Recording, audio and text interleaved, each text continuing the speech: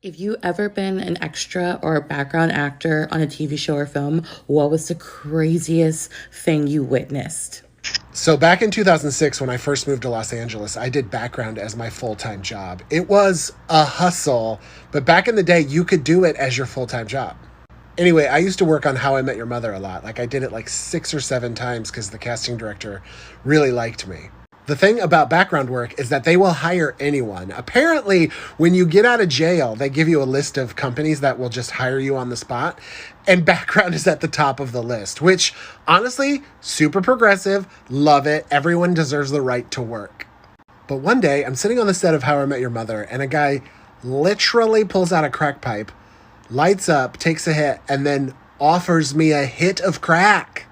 Which, like, live your life, get your jush.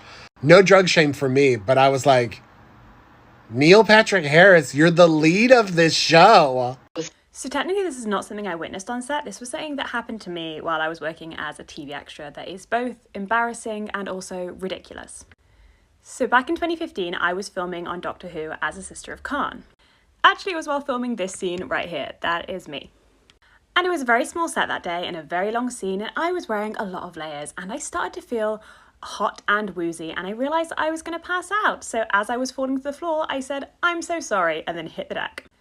When I come back around, I am apologising for ruining the take and asking if my really expensive prop is okay, and someone is behind me helping me up, and they're like, "Stop worrying about the take or your prop, we need to check you, you're the most important thing here." And as I turn around to say thank you, I realise the person helping me up is Peter Capaldi, Doctor Who himself, who has run from the other side of set to check I'm okay.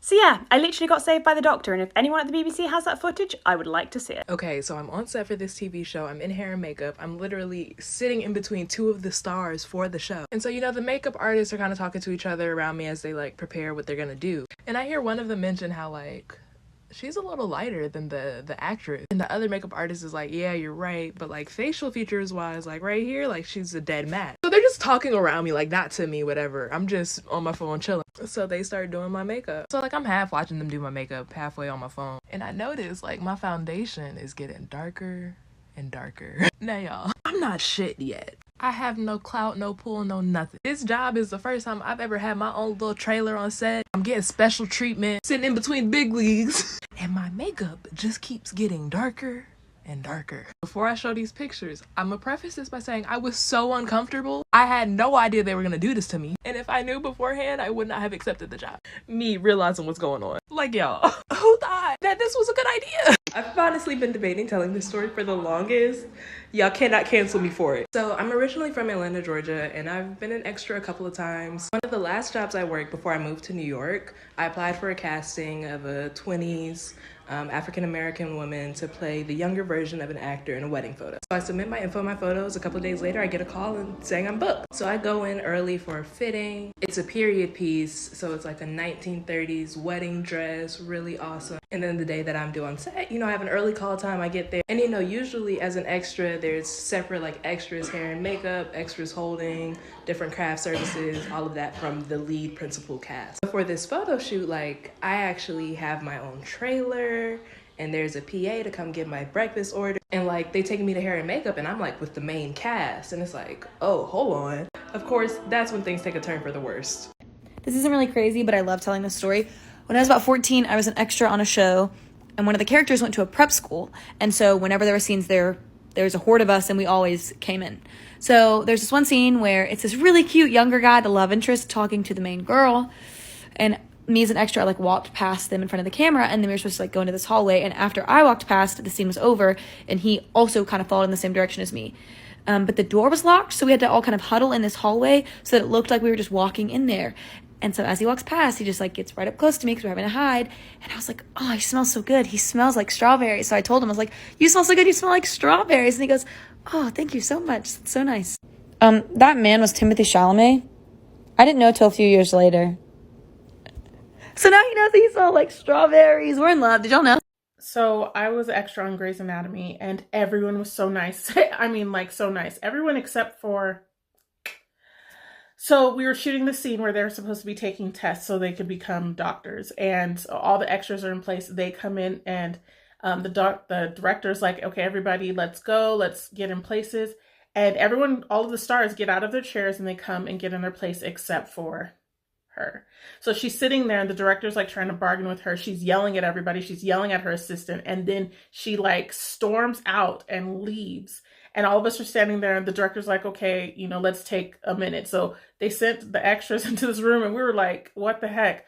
I was like, you know how much you're getting paid to do this? Like, for real? You're really going to be like that? It was like maybe an hour or so before she actually came back to do the scene, and she had a bad attitude the whole time. She was rude.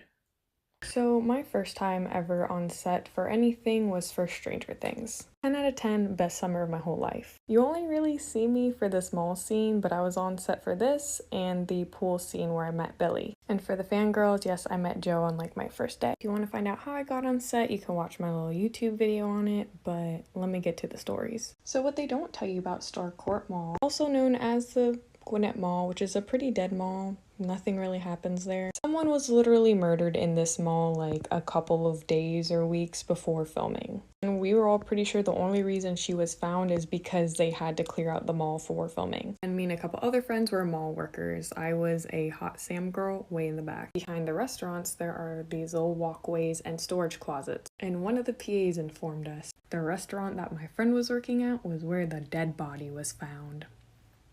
I can't believe I'm outing myself like this again.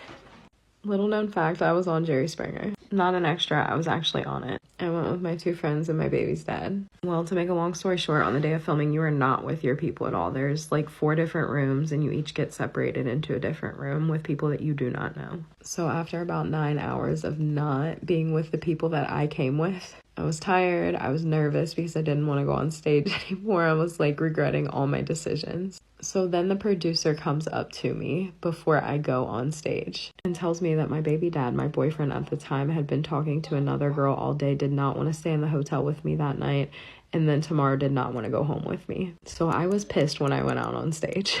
I'm running out of time, part 2. Okay, so part 2. So she tells me this right before I was supposed to go on stage, and it was supposed to be a blind reaction. So when I went out, I was not allowed to react or be upset. So I put on my game face. I went out on stage. I let him tell me that he was cheating on me, which we knew beforehand that he was going to come forward with the story about. And I unleashed. I punched him square in his jaw as hard as I could on national television. So we go backstage after everything's done filming, and we all like get to reunite and we're all hugging each other, excited and stuff. And at that point his lip was split because I had hit him so hard. And he kept telling me how beautiful I look, things like that. And then he goes, but why did you hit me so hard? So I explained what they had told me beforehand, and I was like, you're caught, like, I'm cool, I don't want anything to do with you anymore. Nope, he never said that. They just said it to get a rise out of me, and they do that pretty frequently, actually. Since you're all separated throughout the day, there's no way for you to fact check it. Okay, so I was in the graduation scene of Mamma Mia 2, and it was the 3rd day of filming, and we were doing the bit where all the dancers and extras are like dancing around in the green area before Donna, Tanya and Rosie jump off the barge into the water. So we were between takes having a little rest, and Lily James was sitting in her actor chair, obviously far away from all the dancers and extras, and I looked over and I could see her like sitting on her phone, and this makeup artist came over to like touch up her makeup, and I kid you not, she did this. And just kept typing. And this poor makeup artist was standing there like, just having to wait. Like, she didn't even have the decency to like say, sorry, could you just give me a second? And I thought it was really rude, actually, and not really been a fan since. So I'm really sorry to shatter anyone's illusions of Lily James being lovely. Not my experience. I really hope I don't get in trouble for telling this story. So this story takes place on the set of Zoey's Extraordinary Playlist. Great show. It's about a girl, Zoe, played by Jane Levi, whose brain gets fucked up by an MRI machine, and she can hear people's inner thoughts through like song and dance. So there's this one scene where she's in a coffee shop with her best friend, played by Skylar Astin. The girl who's serving them coffee dated Skylar Astin's character, and she bursts out into You Give Love a Bad Name. I'll show you a small clip.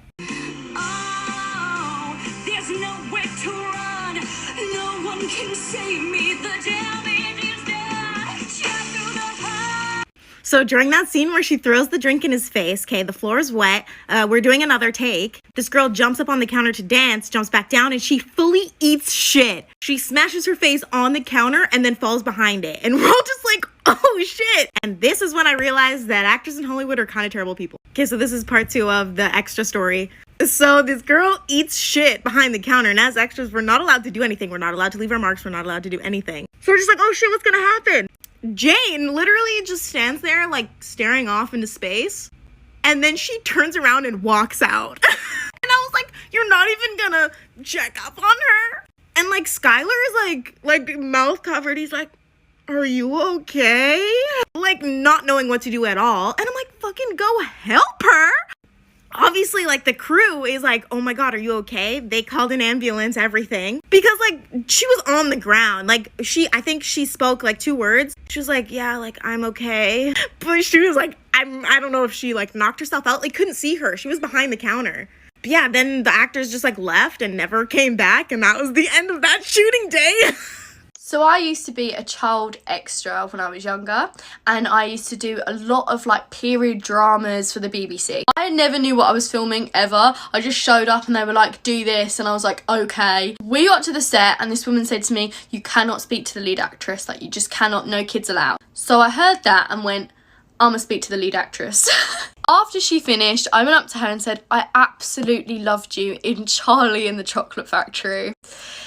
She was Helena Bonham Carter. You know, one of the best actresses ever of all time. And I said I remember her from Charlie and the Chocolate Factory. That's me and Helena, best friends. She was so nice. She gave me chocolate digestives and gave me tips on how to act. She gave me such motivation. She was such a sweetheart. She didn't need to do half the things she did for me, but she did them. I'll forever love you, Helena Bonham Carter. If you ever been an extra or a background actor on a TV show or film, what was the craziest thing you witnessed? I'll go first.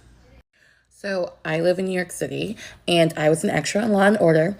SVU. Yeah, baby. I'm officially a New York actor. Anyway, I got to meet Mariska Hargitay along with the other extras. We were all protesters for a scene outside City Hall in downtown Manhattan. She came over to us. She was super nice. I was like, oh my God, I can't believe she's like the nicest person in the world. Then she walked away to go talk to the director. Then she had to cross through the extra area to get back to her trailer. And that's when the weird shit happened. One of the extras was just a little too friendly with her and decided to caress her back. Yes, you heard me. Oh my God, Mariska, I love you. Oh my God, I love you. I love you. I love you. Girl, stop. You ruined it for all of us. Well, guess what? Mariska never came back because she was creeped all the way out.